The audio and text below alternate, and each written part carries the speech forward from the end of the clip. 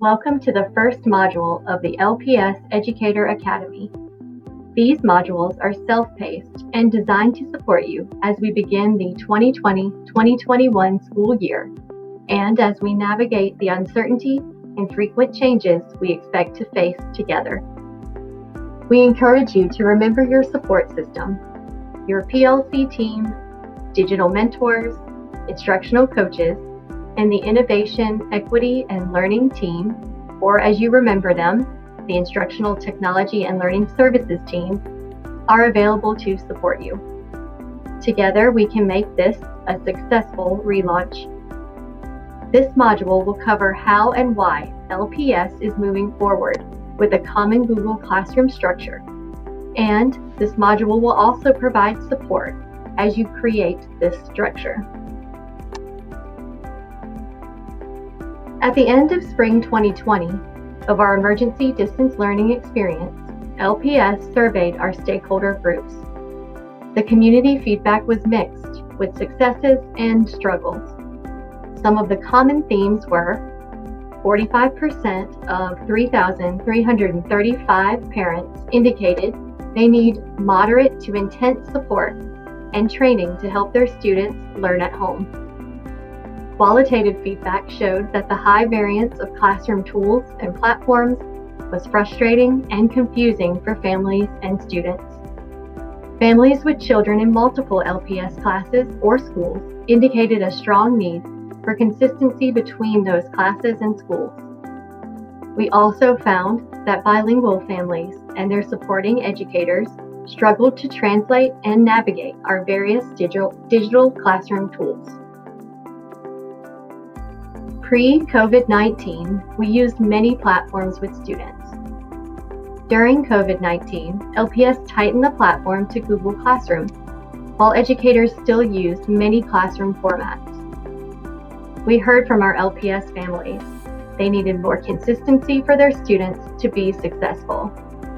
So to respond to this need, LPS will use a common Google Classroom structure with all pre-K 21 students.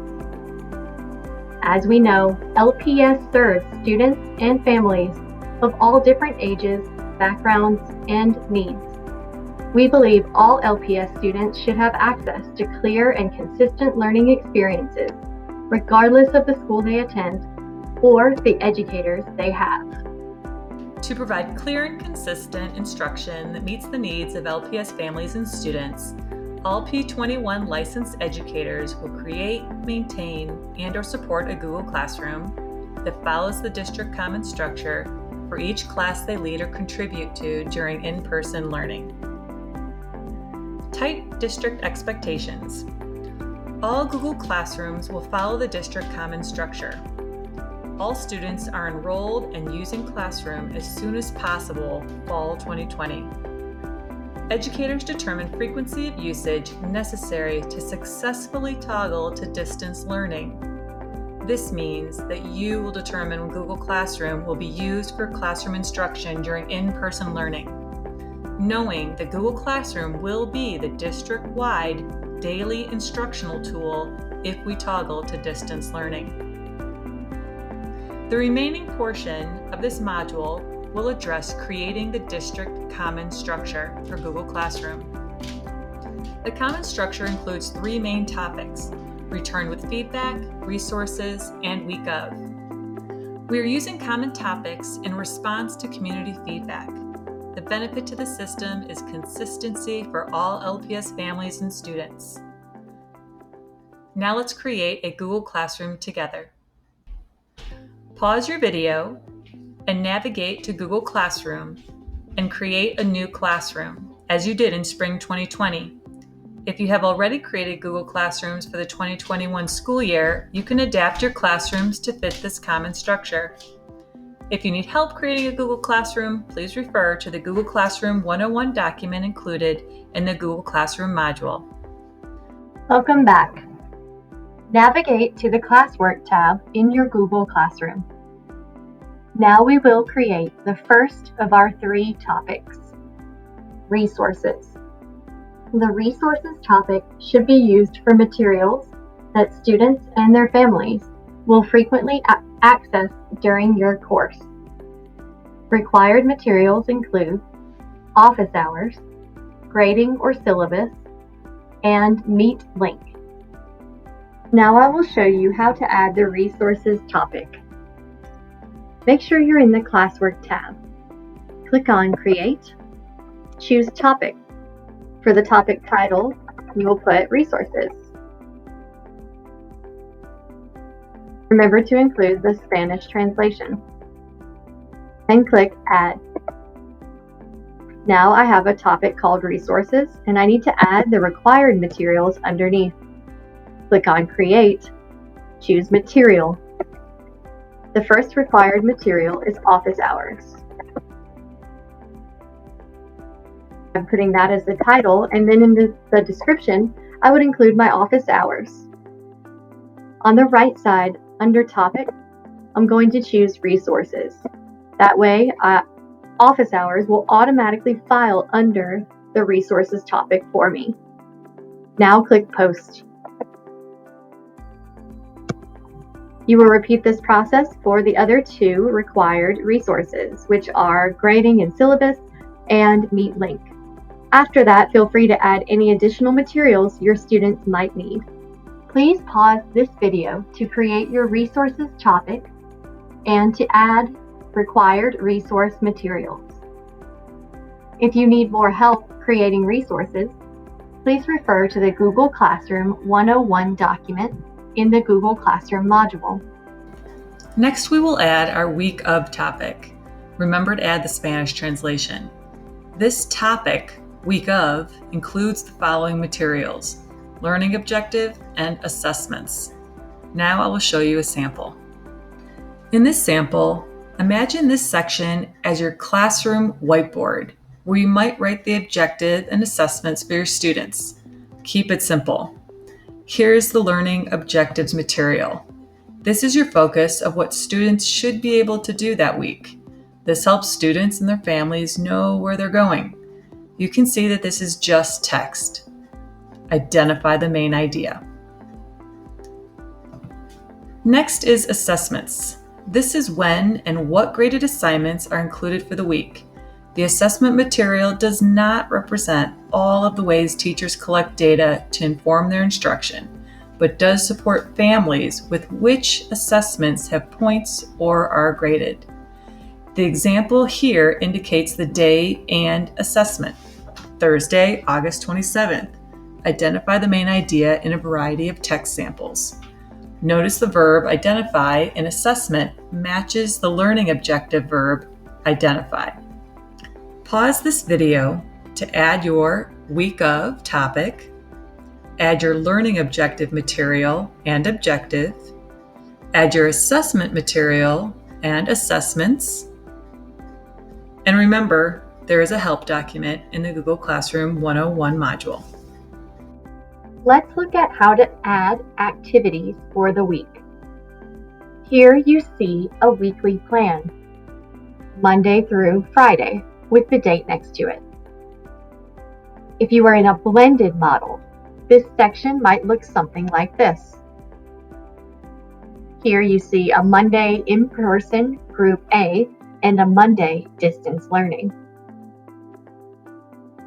While this section might look different for different schools and different grade levels, ultimately the goal of this section is to break up student activities into days for students and their families so that they can plan for a full week of learning. Our community feedback was clear. Families asked for flexibility on workload for the week so that they could plan how and when homework and activities could get done.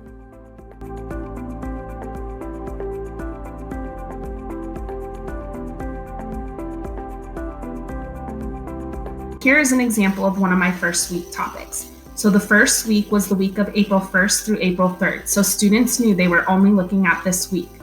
I would have the date and then it would say the subject. So I would say April 2nd, math, and then what their assignment is. April 2nd, language arts, and then what their assignment was. So they knew every day they were expecting a math assignment as well as a language arts assignment. And then I'd put the date in front so they could look for that. In order to navigate this, once the week started picking up, students can easily come up here and look at all topics, and then they can just find the week that they're focused on so they're not confused. Hope this helps. Thank you. Before we start adding activities to the days of the week, we need to understand the difference between materials versus assignments in Google Classroom. Materials are automatically added as view only. Students will just view what you add. You will not award points or give a grade for a material. Materials do not have a due date, and they do not appear in the classroom gradebook. An example of a material might be a video that a student will just watch. On the other hand, an assignment is something where the teacher chooses what students will do with it. Students can view assignments, edit, or make a copy in their own Google Drive. Assignments are usually graded, but you can choose to not grade them. Assignments have a due date. The student will receive a notification that a new assignment has been added, and assignments always appear in the gradebook. Now I will show you how to add activities underneath week of. First thing I want to do is add an activity for Monday. Remember, this might look different based on what kind of model we are in or what grade level you teach. I'm going to click Create. I'm going to choose a material for Monday because my students are just going to watch a video about main idea.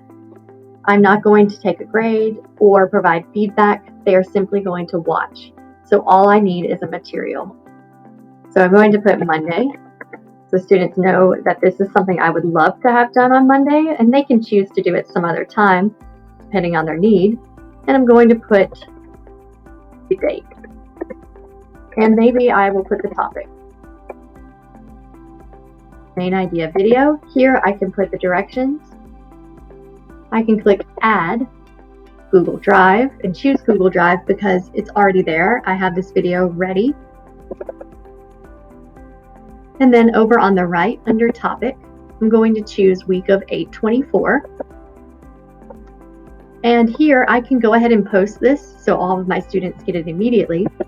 Or I can click the little down arrow and choose to schedule this for to post at a later date. I'm going to post now. Now I have the activity for Monday loaded. I could have put more activities inside of Monday if I wanted to.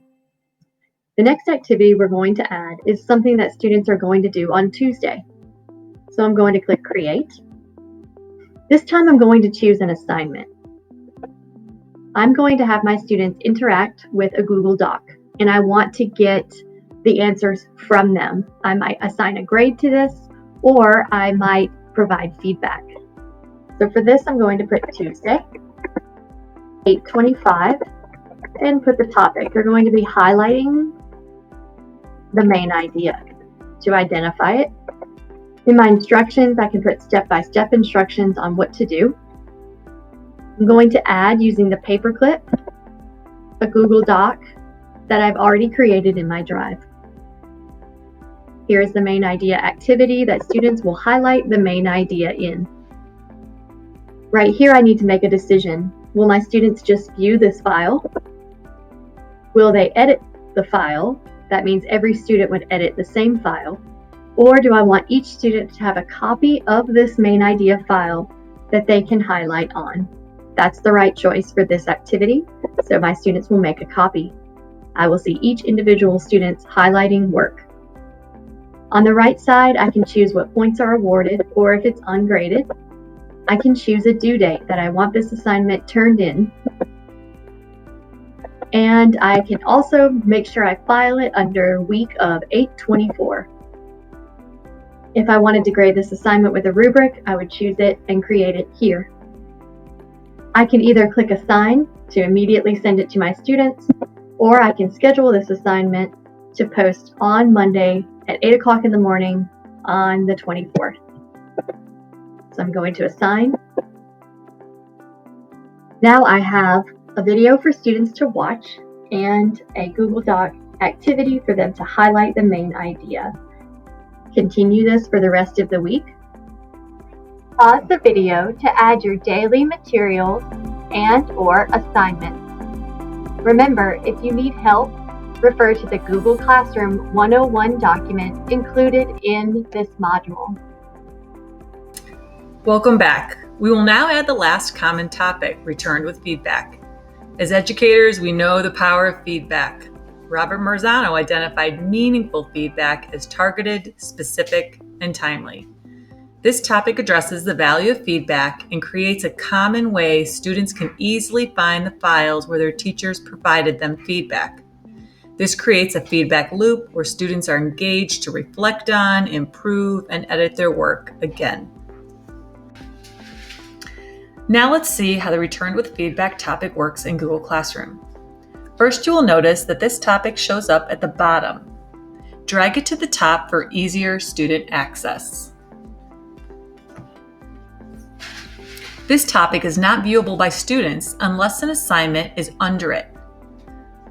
On the left, you will notice a student view of Classroom.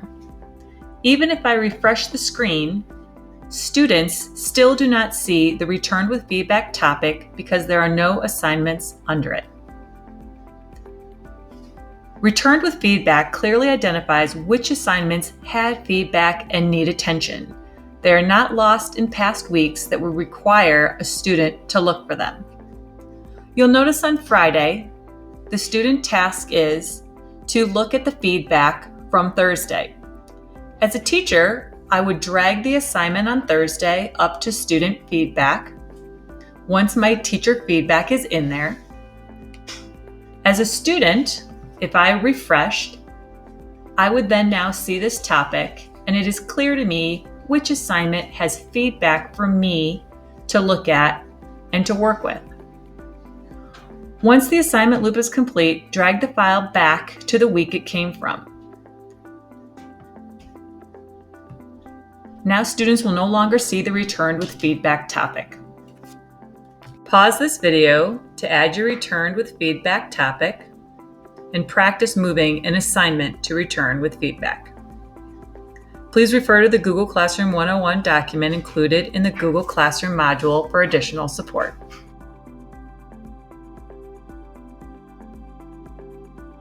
For quick access to Google Classroom on student or teacher computers signed into their LPS Chrome account, click on the LPS bookmark bar in the top left corner of your Chrome browser.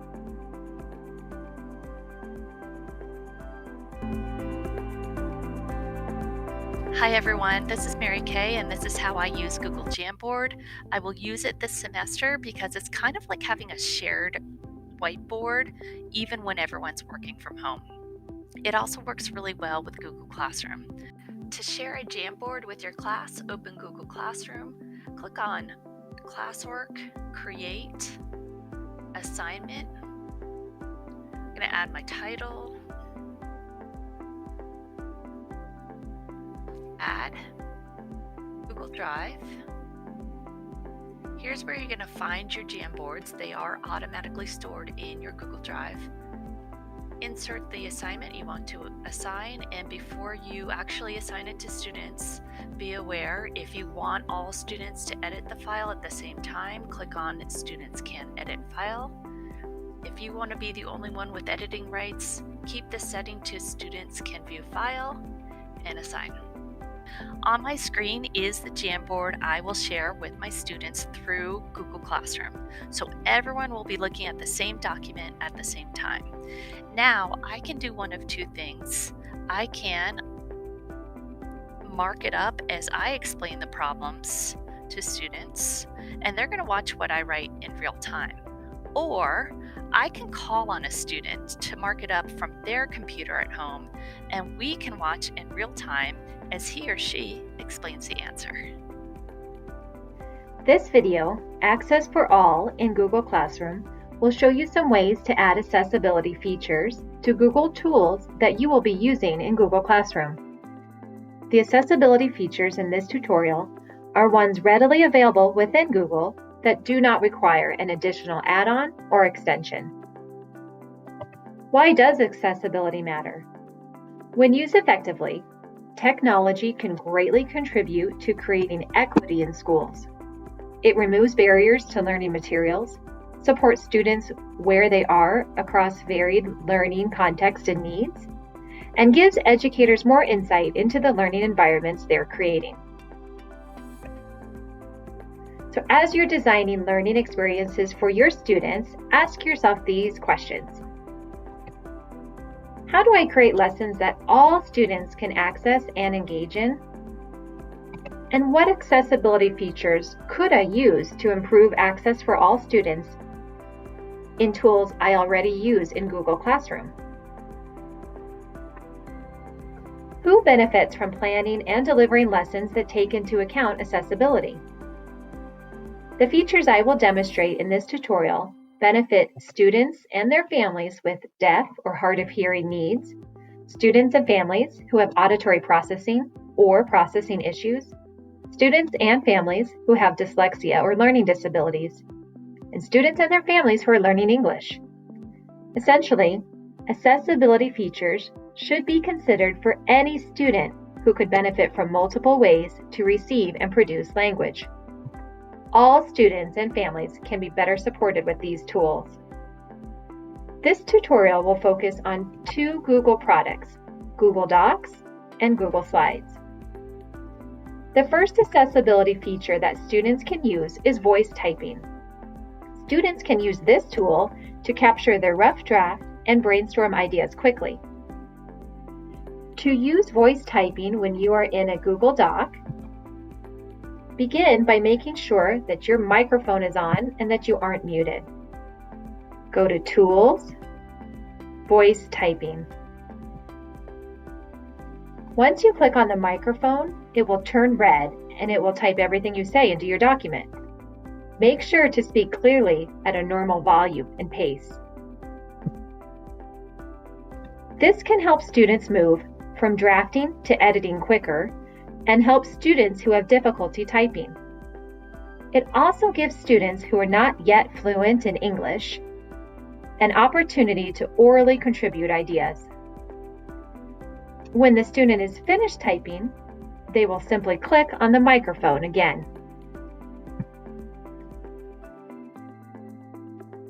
Students can also voice type in other languages. To change the language, click the arrow above the microphone. This will allow voice typing to capture the language chosen. So if I select Spanish, escribe todo lo que digo en español.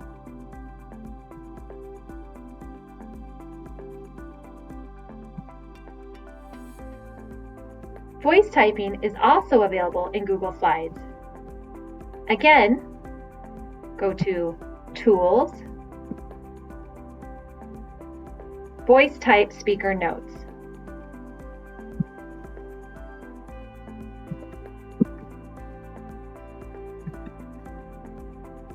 This will then capture your voice in the speaker notes, not on the slide itself. Take a minute to try out these features on your own before watching the next accessibility video.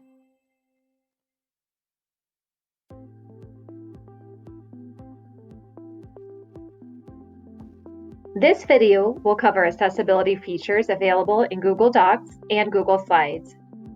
The next feature to highlight in Google Docs is the Translate feature. English learners may benefit from having text translated into another language. Teachers and multilingual learners and their families may want to communicate information to caregivers in languages of the home. To use Translate in Google Docs, navigate to Tools, Translate Document. You can then select the language from the drop-down menu of many different languages available within Google Translate. Once you've selected your language, click Translate. The translation will be saved to your drive. Please remember, Google Translation is never as accurate as human translation, but can be used effectively for smaller amounts of text. In order to translate directly in Google Slides, you will need to install the Slides Translator add-on. The last feature in this tutorial is live captioning in Google Slides. This feature may be beneficial to all learners. To use live captioning in Google Slides, you must first be in present mode. Then, on the toolbar, select Closed Captioning. You can change the position and the text size.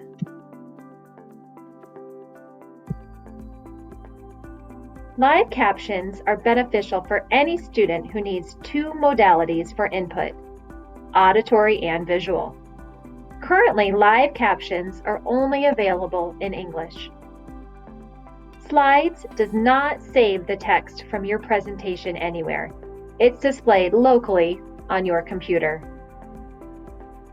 These are just a few of the ways to make Google Docs and Google Slides more accessible to students and their families. If you need support with any of the features outlined in this video, please connect with myself, Crystal Reed, ELD Program Specialist, or Jennifer Templeton, Student Support Services Coordinator, or reach out to the ELD or special educators within your own school. Thank you.